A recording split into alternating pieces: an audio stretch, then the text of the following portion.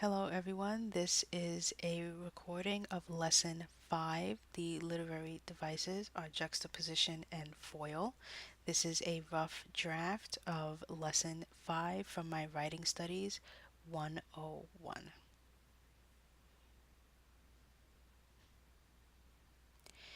Maximilius always spent a majority of his days sitting by the river, throwing out his fishing line, never really intending to reel anything in. It is just the sheer act of calmness he feels whenever he casts his line that he enjoys the most.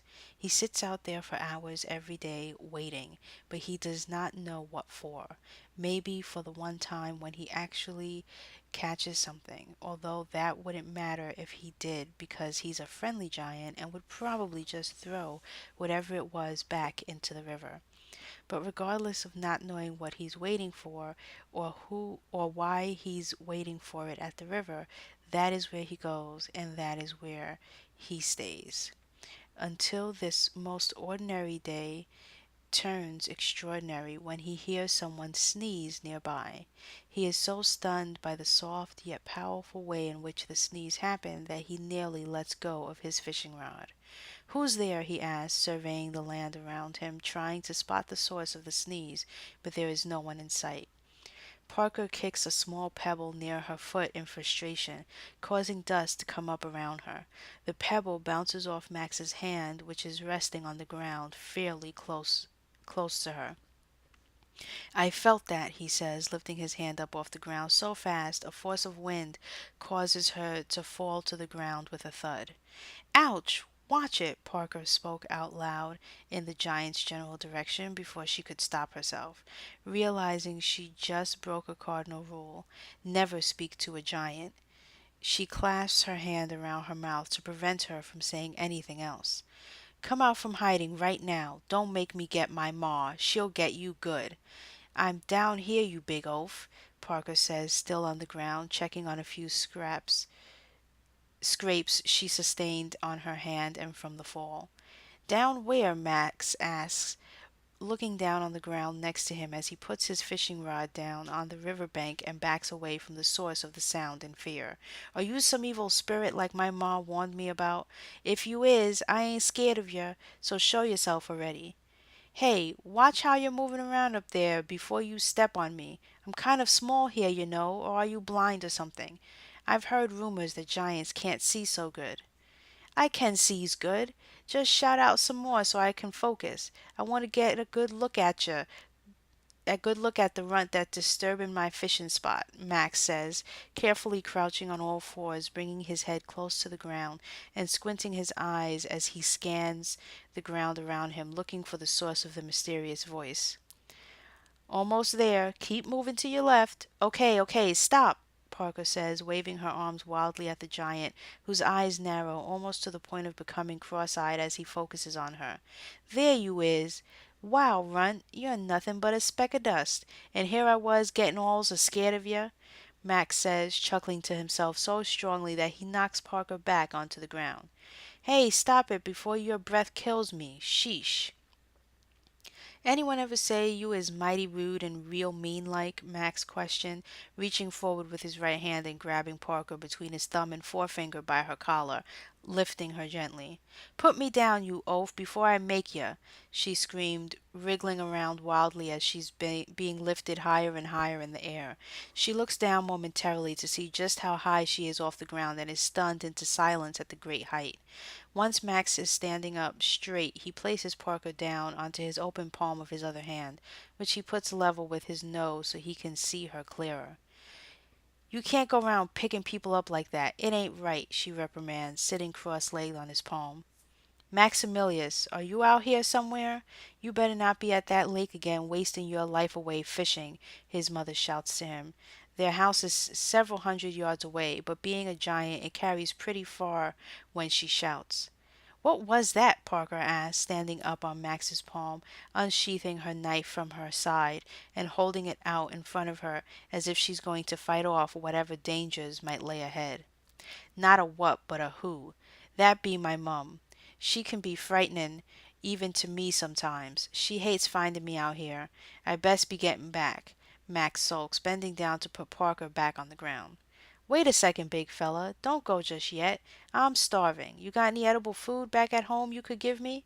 At my size, I don't need much to fill me up, Parker asked, staying on Max's palm, not moving to jump off as his hand is resting on the ground. He frowns at her, realizing she isn't going to get off his hand. He stands back up, wondering what to do. I promise your mum won't see me. Just put me in there, in your pocket, she says, pointing to the pocket on his button up shirt that's worn and torn in the corner. Okay, but you gotta be quiet. No sneezing or she'll take a switch to me quick, and I've been trying to avoid getting hit. Max instructs, picking up his fishing rod and sticking it up in a really tall tree, his personal hiding place for things he knows he can't take home or his mum will be even more disappointed at him than she already is. Wow, look at that collection of stuff you got there, Parker gasps, looking up into the tree and at all of the random things stuck up there. Where'd you get all this stuff? Found most of it, stole the rest of it. I's a giant, no one's gonna stop me taking what I want, but I gotta hide it all here. My mom already thinks I'm soft on humans. If she saw me keeping their stuffs, she'd rage on me or worse. Why's your mom so tough on you? Parker asks as Max starts walking towards home in a slow and steady pace. My pa, who died some time ago, was a giant legend. I am a descendant from the House of Kratag. Sounds intense. You have no idea. I'm ranking the lowest in all my giant subjects in school, and every one of the teachers hate me because I'm tarnishing the Craddock name. Even my own mum would disown me if she could, but the future of our house rests on my shoulders. I'm the only living male now. It's up to me to produce a male to continue the family lineage, he explains as he walks past so much terrain to get to where he lives. Parker is enjoying the scenery, the breeze blowing through her long brown hair, and listening to Max's story about his life. What do you want? Hey, I don't even know your name, big guy. Max. Maximilius Kratag of the he starts but gets cut off by Parker. Yeah, I get it. Of the House of Kratag. What do you want though? Do you want to be the best giant and continue the legend that your father has?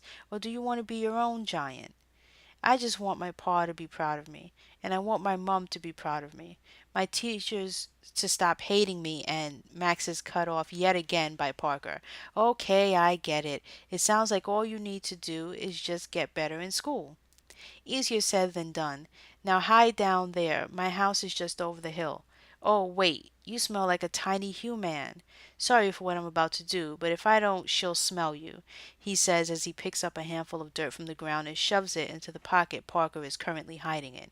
Hey, wait, watch it, she shouts, spitting dirt out of her mouth and trying to shake it off her hair and body as he keeps packing it in around her, making it harder for her to move, but also concealing her smell so his mum won't notice. Next time, ask before you do that, she said, sounding smothered as she's fully concealed in his pocket. Shh, he whispers as he waves to his mum, who's standing outside their home with her hands on her hips, looking like she's about ready to give him a beating. And where have you been? She asks as he approaches her. He has to get around her to get inside. She sniffs the air around him long and hard, closing her eyes as she does it. What's that I smell? He becomes nervous as she is smelling his new friend hiding in his pocket, especially as he can feel her squirming and sees bits of dirt shifting around. His mother suddenly opens her eyes and he just knows he's been caught. He squeezes his eyes tightly, preparing for the blow that is sure to come. I knew it. You've been at that lake again fishing. I can smell the salt water all over you, and don't you deny it, she says, her hands still on her hips, giving her son a look of disappointment. What have I told you about going out there? What if one of the neighboring families catches you eating fish? They'll think you don't want to eat humans or something. What will your papa, may his soul rest eternal, think of what you're doing? Thank goodness he isn't alive to see you. I can't stand the sight of you. Go to your room. No dinner. Let's see how you like living off fish for the night. She takes one small step to the side, giving him a narrow berth into the house behind her. He has to turn sideways to get past her, his pocket stuffed with dirt and hiding Parker dangerously close to his mum's nose. Yes, Mum, he says as he thinks he's in the clear, crossing the threshold of their house. Wait, Maximilius, come back here. She turns on her heels, facing him, her hands back on her hips. He turns back in her direction, cautiously. What is that? She asks, pointing towards his pocket full of dirt. Nothing, Mum, just some dirt. What for? There there better not be some creature in there you're trying to help, or even worse, you're not thinking of becoming some plant lover now, are ya? She asks, her eyes growing wide with concern. No, Mum, I'm just collecting it is all. For experiments, he shouts, surprising himself at the excuse he came up with. Maybe she'll buy it. Strange child, she says, shaking her head and walking around the house to the back, picking up an axe, leaning against a tree as she goes. Max breathes a sigh of relief, rushes in the house, and goes up to his room, cupping his hand over his pocket, protecting Parker from falling out as his quick movement is causing dirt to fall out all over his hand. Once in his room, with his bedroom door closed, he lets out a huge sigh of relief. He plops down at his desk, his chair creaking slightly under his weight as he digs out the dirt in his pocket. His tiny friend includes and places it on his desk. Let's not do that again, Parker says as she coughs and spits out dirt from her mouth. Better a little dirt in your mouth than me mum eating you, I think, Max says, sweeping the dirt off his desk and dropping into a trash bin by his desk. When Parker is finished dusting off as much dirt as she can off her already dirty clothing, she looks around Max's room in amazement. Max, for a giant, and I mean no offense, you're neater than I thought. His room is pristine with everything in its place. His bed is made neatly and he even has a bookcase littered with books on fishing and botany. However, on the other side of this room is a wall that looks like a shrine to his late father, the great Kratag. His trophies and medals on one side of a trophy case, obviously making room for the prizes Max would be winning, but isn't. Max notices what Parker is looking at and opens the trophy case, fingering one of the trophies but afraid to pick it up, as if his lack of victory will tarnish it. This case used to be in the family room until I came home one day after losing every giant competition the end of last year and found it blocking the door to my room with a note pinned on it, he says softly as he rifles through his desk drawer and pulls out a note that he tosses on the desk next to Parker so she can read it. Can't stand the sight of him or you any longer. Get rid of it. I couldn't very well throw away all that my father worked his whole life for just because I'm a disgrace. Soon I'll have trophies of me own to add all on this side, just as big and shiny, he said more to himself than to Parker, who was listening intently. You got a plan on how you're gonna magically win all these competitions? Well, do better, duh. Carry me over there, would ya? I need a closer look, she said, squinting her eyes to read the many competitions those trophies and medals came from. What fur? You looking at 'em ain't gonna change nothing as tiny as you is, Max said, as he picked up Parker and gave her the closer look she asked for. Max, my friend, I can help you, she shouted, jumping up and down on his open palm from excitement. Shh! My ma can hear a little persons from far ways. Now, what's got you all happy and the like? He asked, sitting back at his desk and placing her down in front of him.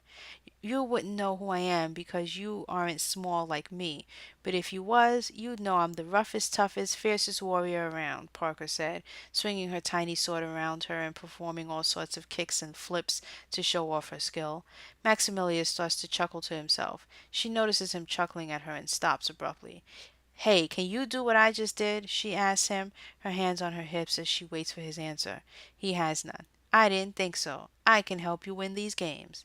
How? He asked, genuinely interested in hearing her answer. Well, what do you wear during these games? She asked, looking around his room, searching for anything that might resemble his once being in a battle, but nothing immediately jumps out at her. He gets up and walks over to what looks like a closet built into the wall in the corner. It has a torn and tattered old piece of cloth hanging from it to conceal what's inside. He pushes it aside and stoops in. Parker hears loud bangs and clangs coming from inside and grows worried that Max may have injured himself until. Okay, are you ready? He asked from behind the curtain. He doesn't wait for her answer before he emerges wearing his battle gear, none of which is fitting pretty loosely. She can tell right away this armor must have belonged to his father and was naturally passed down to him by rights. She suppresses a smile and focuses on the problems at hand. What do you think? Well, there's potential here. For starters, I think I can probably fit inside your helmet. Put me up on your shoulders, she said as he carefully walks over to her. The armor is heavy, clanging loudly as he walks. He picks her up and places her on his leather shoulder pad. Okay, keep still while I see if there's a way for me to stay secure in here, she says as she crawls up inside his helmet. Testing, 1, 2, 3, she whispers as softly as possible to him right to his ear. I hear you, but can someone sees you in there? He asks, walking over to a broken mirror he has hanging in his room. He turns his helmet from side to side, checking if he can see Parker hiding in there. Wow, you're hidden up there good. I can't see a lick of you. Excellent. Now get me down.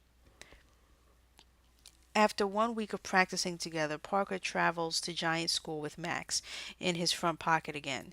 This time, instead of putting dirt in there, he wears a handkerchief to conceal her from his mother or anyone else he passes by before the practice games in the afternoon.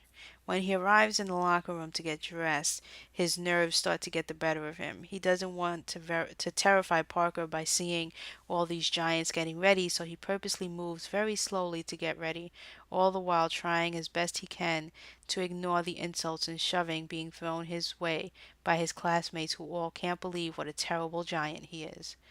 Once everyone is gone, he proceeds to put on the last of his armor, carefully taking Parker out of his shirt pocket. Those apes will show them, Max. They can't talk like that to you. You are Max Kratag of the House of Kratag. Okay, let's go. You remember what we practiced? She asked him, and he as he puts her on his shoulder so she can so she could then hide in his helmet. Yes, I remember. I just hope this works, he says, sounding nervous about the possibility of being caught and the laughingstock of the entire giant world if they find out he's been training with a tiny human. They make their way out to the stadium where the sounds of the crowd of giants is booming and rumbling. Max walks into the stadium just as being announced. And what latecomer do we have here, ladies and gentlemen? Looks like the son of the great Kratag. He hasn't won or placed in any of the games since he started, the announcer said, muting his mic after he reads that last line. He turns back to his assistant, who's busy playing a game on his smartphone. Is this for real? He never won anything and he's Craddock's son? His assistant nods without looking up from his phone.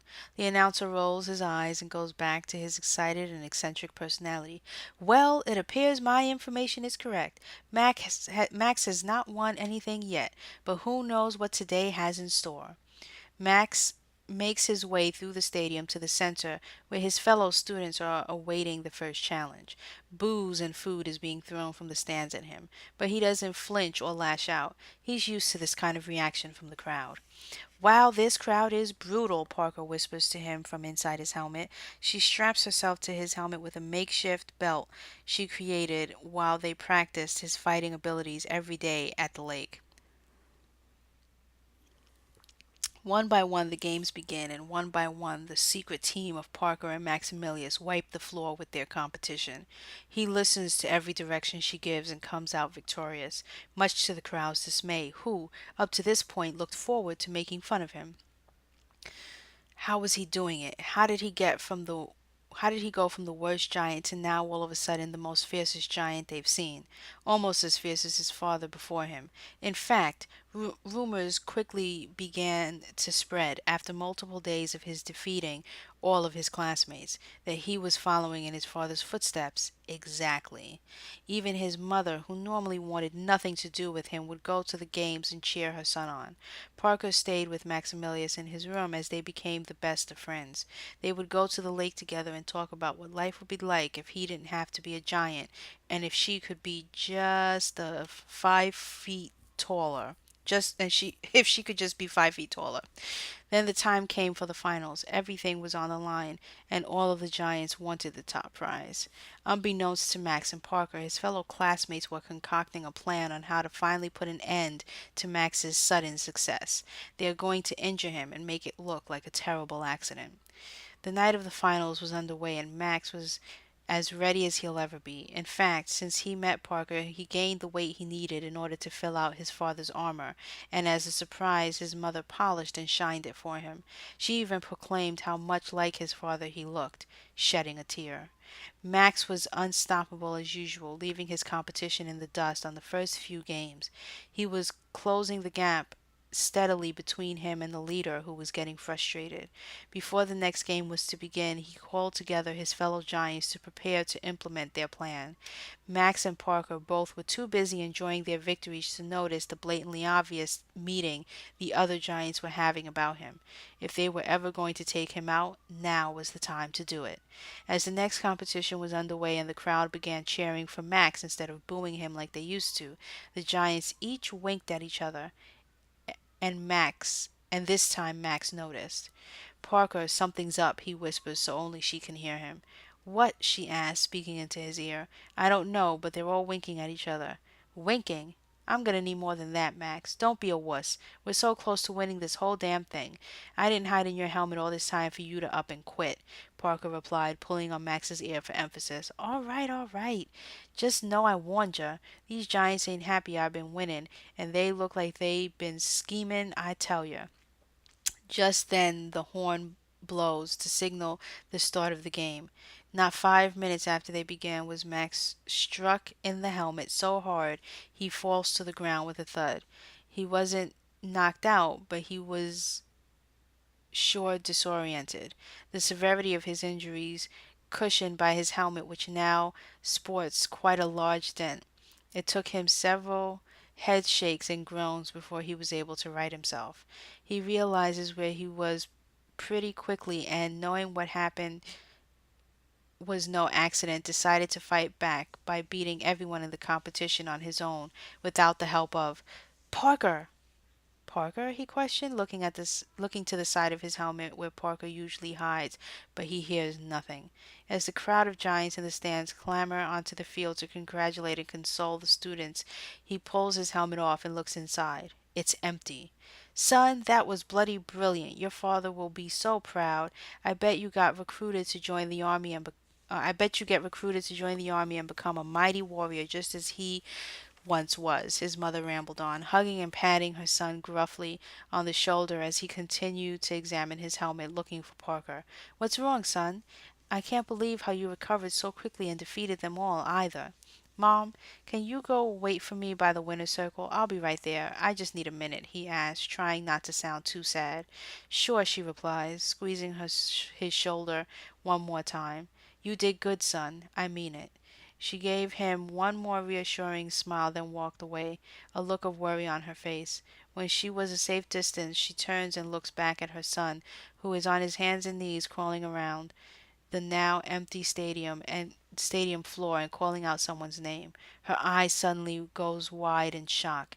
No, it couldn't be, she whispers to herself under her breath as she continues walking towards the sound of the announcer getting ready to present the medals and trophies. Parker, come on, say something. You know I can't seize you 'cause I's so big and you're so little, he cried out for her as he continues to crawl slowly and carefully on his hands and knees. Finding his search fruitless, he sits down near the center of the stadium in a big huff and sighs. Then, in the distance, he hears a faint cough. He springs to his feet and, standing perfectly still so his armor doesn't drown out the sound, he waits till he hears it again. When he does, he quickly turns in that direction and drops to his knees upon finding her, sprawled out with several discernible injuries. He gently picks her up and places her inside his helmet. He can hear the announcer asking for the top prize winner, um, and asking where the son of the mighty warrior Kratag is hiding. He'd have to tend to her wounds when all this was over. Cradling his helmet in the crook of his arm, he smiles and waves and wears all the medals he won proudly around his neck, refusing to put down his helmet or let it out of his sight the entire time.